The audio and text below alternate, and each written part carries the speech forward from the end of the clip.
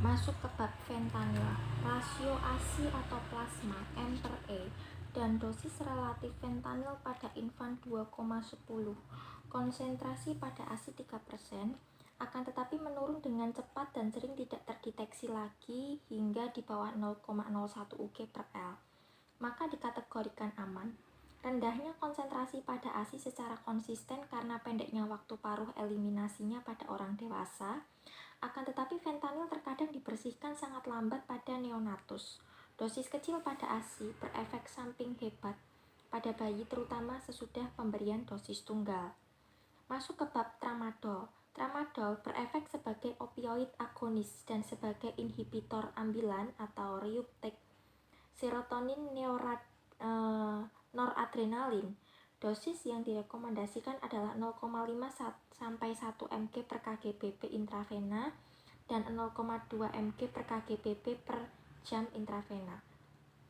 Tramadol digolongkan kriteria C oleh FDA dan penggunaannya untuk para ibu yang menyusui tidak direkomendasikan karena masuk ke ASI.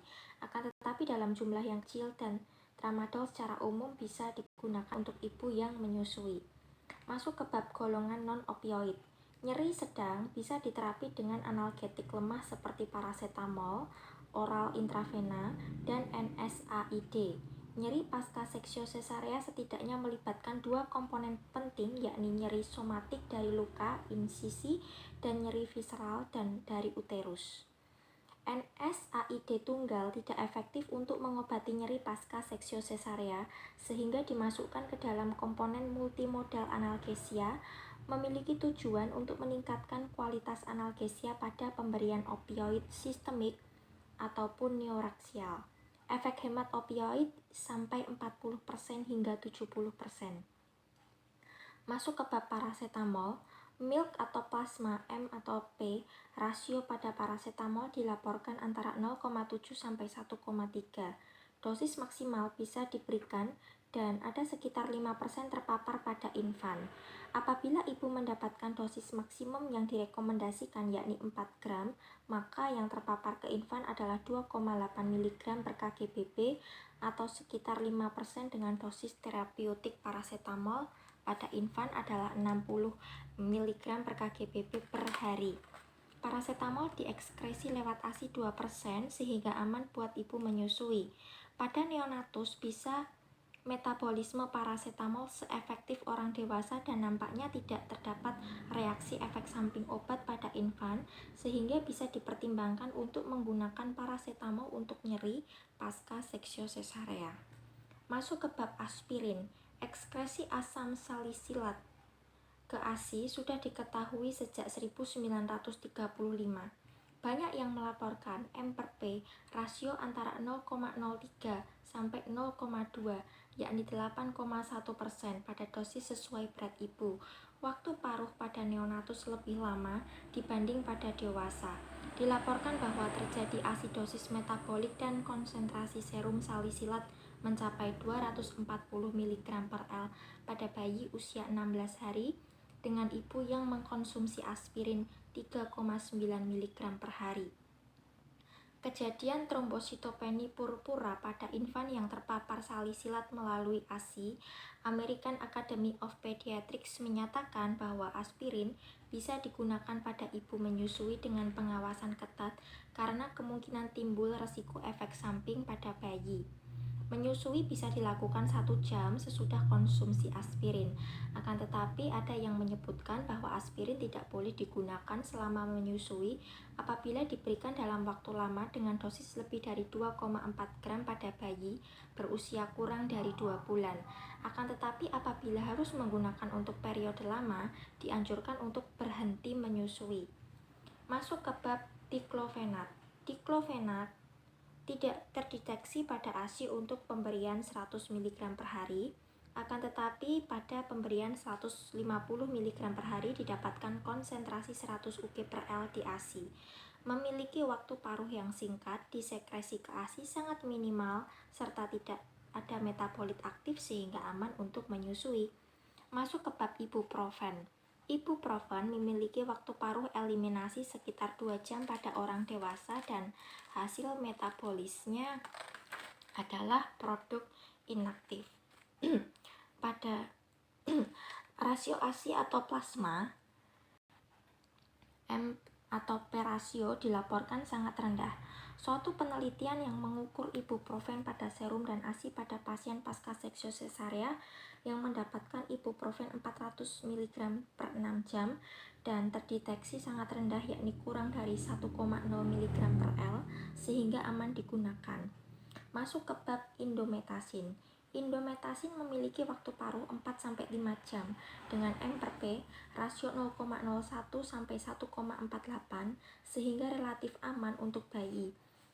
Namun dilaporkan kejadian kejang pada neonatus dengan ibu yang mendapat terapi indometasin 200 mg per hari selama 3 hari, yang mana pada kasus ini konsentrasi plasma dan ASI indometasin tidak bisa ditentukan tapi terdeteksi pada urin neonatus.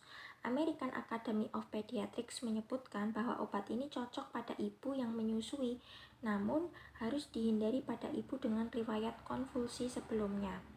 Masuk ke bab COX-2 inhibitor atau COXIP. COX-2 inhibitor efektif sebagai analgesia pasca bedah, menurunkan skor nyeri dan konsumsi analgesia pasca bedah. Efek inhibisi fungsi platelet yang lebih kurang dibanding NSAID sehingga bisa dijadikan alternatif untuk nyeri pasca seksio sesarea, tetapi dampaknya pada ASI belum dievaluasi. Masuk ke bab neuroaksial. Teknik neuroaksial sudah berkembang dan menjadi salah satu teknik analgesia pasca seksio sesarea. Di Inggris, 94,9% regional analgesia digunakan untuk seksio sesarea elektif dan 86,7% untuk seksio sesarea emergency. Penambahan opioid seperti morfin pada intratekal atau epidural mudah dilakukan dan nampaknya efektif untuk memperpanjang analgesia pasca bedah. Fentanyl yang kelarutannya dalam lemak tinggi relatif cepat diserap ke cornudorsalis sehingga onset aksi lebih cepat. Hal ini juga menyebabkan konsentrasinya lebih rendah pada cairan cerebrospinal dan resiko obat berdifusi ke tingkat spinal yang lebih tinggi jarang. Dengan alasan ini sehingga efek fentanyl bisa segmental. Morfin merupakan opioid berionisasi tinggi dan hidrofilik serta tidak berpenetrasi ke jaringan kaya lemak sehingga lebih lama pada cairan cerebrospinal. Sufentanil memiliki afinitas yang lebih tinggi terhadap MU reseptor dan lebih larut lemak dibanding fentanyl. Opioid ke sirkulasi sistemik pasca pemberian intratekal nampaknya tidak signifikan karena dosis yang diberikan itu relatif kecil. Hal ini menjadi penting untuk ibu yang menyusui dan menjadi keuntungan terapi nyeri neuraksial dibanding besarnya dosis apabila pemberiannya sistemik pada pasien pasca seksio sesarea.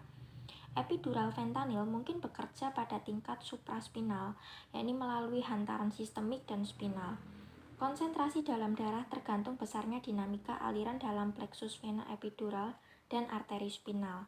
Ini bisa dilihat pada terganggunya aliran vena cava inferior saat kompresi aortokafal selama kehamilan, yang mana aliran dari pelvis dan ekstremitas bawah itu bisa terredistribusi ke sistem asigos melalui plexus epidural, menyebabkan peningkatan aliran dan hantaran obat ke sirkulasi sistemik selama kehamilan. Masuk ke bab interaksi opioid dengan anestetik lokal. Kombinasi antara anestetik lokal dan opioid untuk kontrol nyeri pasca bedah bisa mereduksi dosis keduanya, sehingga efek samping masing-masing bisa dikurangi.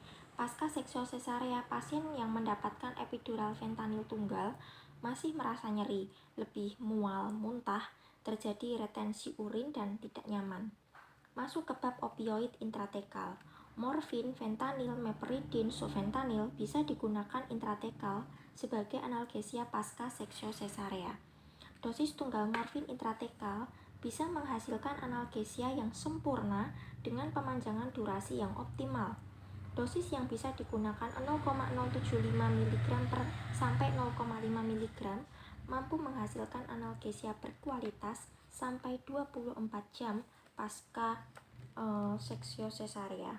Akan tetapi ada beberapa ceiling effect pada dosis intratekal opioid sebagai analgesia.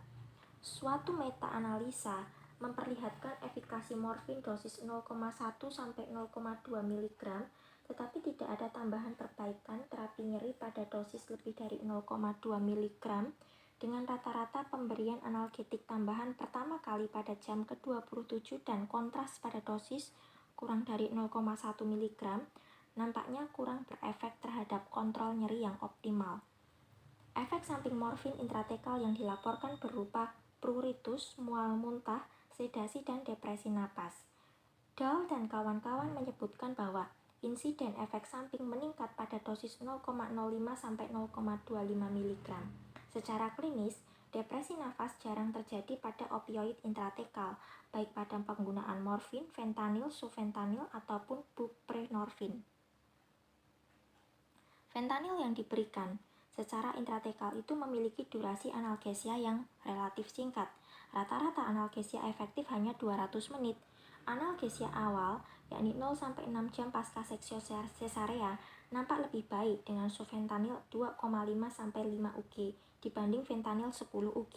Obat-obatan yang larut lemak seperti fentanil dan sufentanil nampaknya tidak menjadi predisposisi mual muntah pasca seksio sesarea, tetapi bisa menyebabkan pruritus, tetapi tidak sehebat pruritus pada morfin.